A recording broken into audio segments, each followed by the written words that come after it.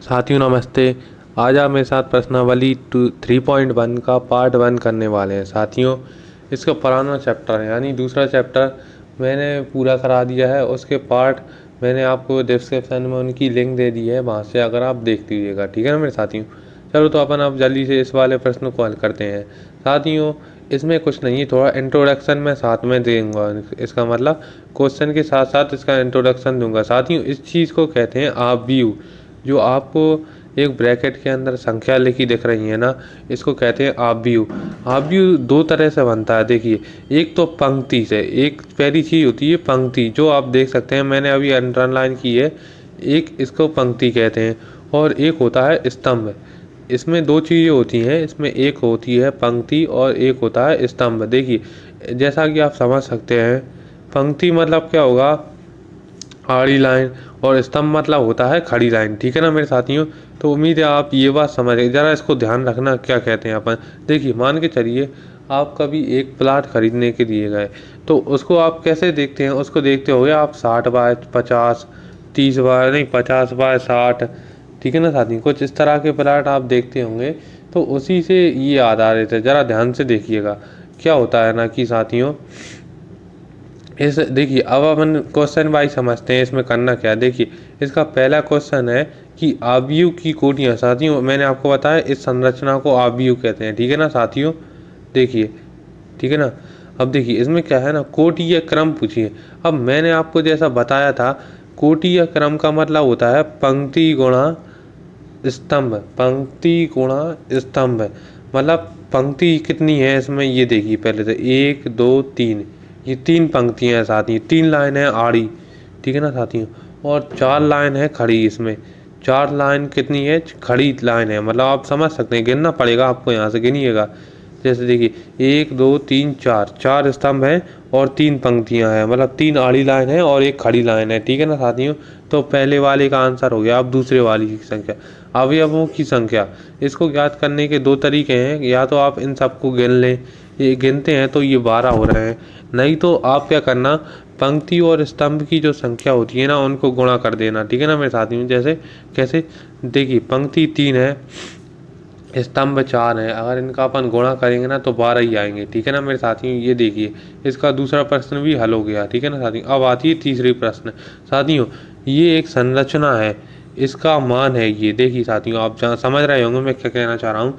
ये जो मैंने साइड में लिखा है ना, ये एक संरचना है और इनमें इनके मान रखे होते हैं। जैसे हर एक चीज़ के एक मान होते हैं। ठीक है ना साथियों।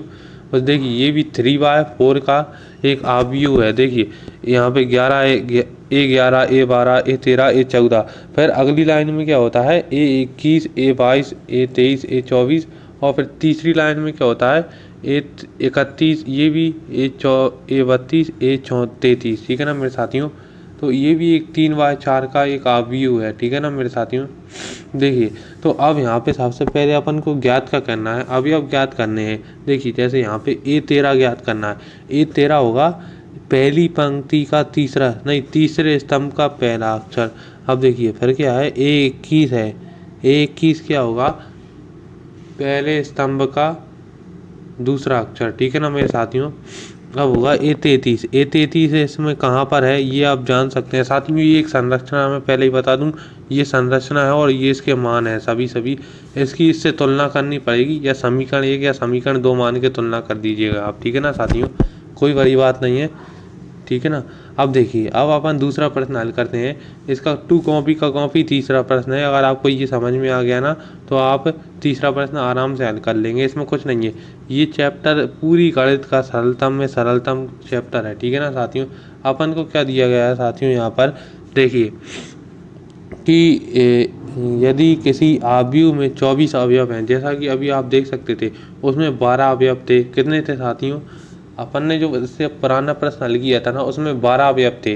अपन को 24 अवयव वाला एक अवयव चाहिए इसमें। तो इसमें संभव कोटियाँ क्या होंगी, संभव कोटियों से मतलब क्रम क्या होगा, जैसा कि मैंने आपको बताया था। देखिए 12 को लाने के लिए कितनी चीज़ होती हैं। देखिए 12 इंटू में 1 कर सकते हैं अपन, 1 इंटू में 12 कर सकते हैं, और वैसे ही 3 इंटू में 4 कर सकते हैं, 4 इंटू में 3 कर सकते हैं, 6 इंटू में 2 भी कर सकते हैं। ठीक है ना मेरे साथियों।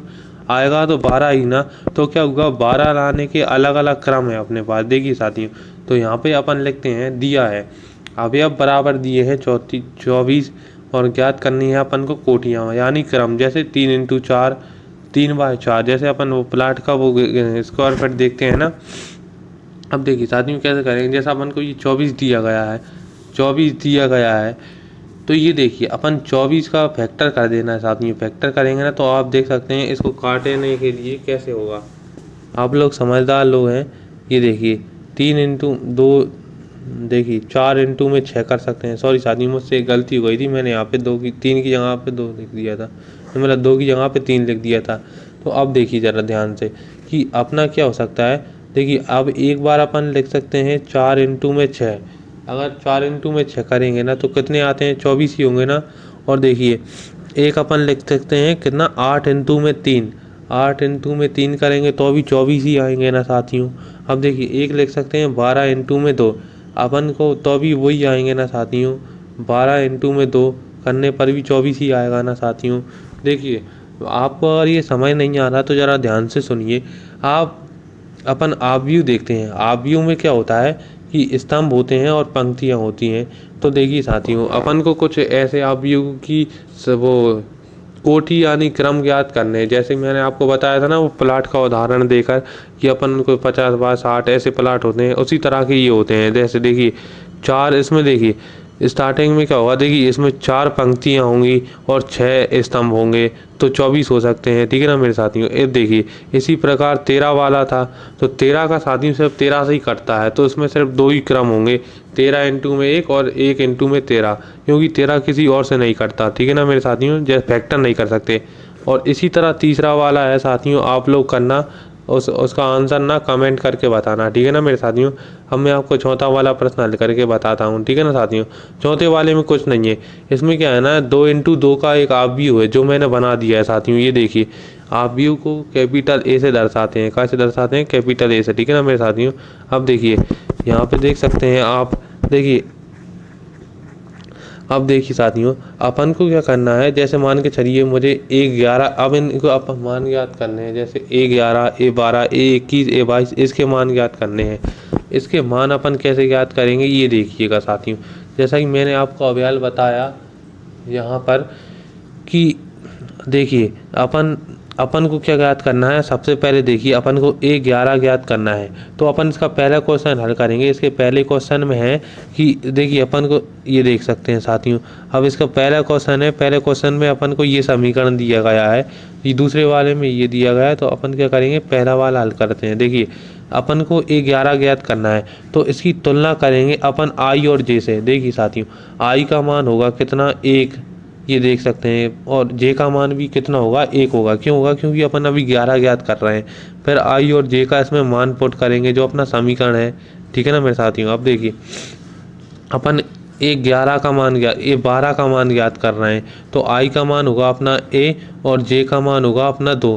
पर अपन 21 का मान ज्ञात कर रहे हैं, A21 का, तो अपन I का मान होगा 2 और J का मान होगा 1। और ऐसे ही अपन A22 का मान ज्ञात करेंगे ना, तो अपन क्या करेंगे साथियों, I का मान होगा 2 और J का मान भी होगा 2। क्यों होगा 2, क्योंकि अपन 22 का ज्ञात कर रहे हैं साथियों।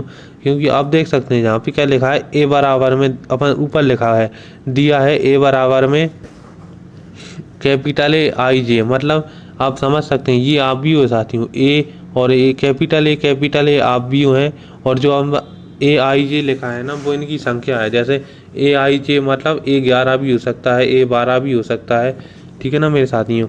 अब आप समझ रहे होंगे। देखिए अपन अगले करके लिख देना, अतः अभीष्ट आव्यूह उनका मान पट, जैसे A11 का मान आया 1, A12 का मान आया 1/2, A21 का मान आया 2 और A22 का मान आया 1, ठीक है ना मेरे साथियों। यही संरचना है साथियों, अपन में इसके मान पुट करने हैं, ठीक है ना मेरे साथियों। कोई बड़ी बात तो नहीं है ना, आप समझ गए होंगे मैं क्या कहना चाह रहा हूँ। ये देखिए अब क्या करते हैं साथियों, मैं आपको इसका एक और प्रश्न करा देता हूँ, फिर बाकी सब आप करना, क्योंकि अगर आपको प्रैक्टिस नहीं मिलेगी ना तो आप ये कर नहीं पाएंगे, ठीक है ना मेरे साथियों।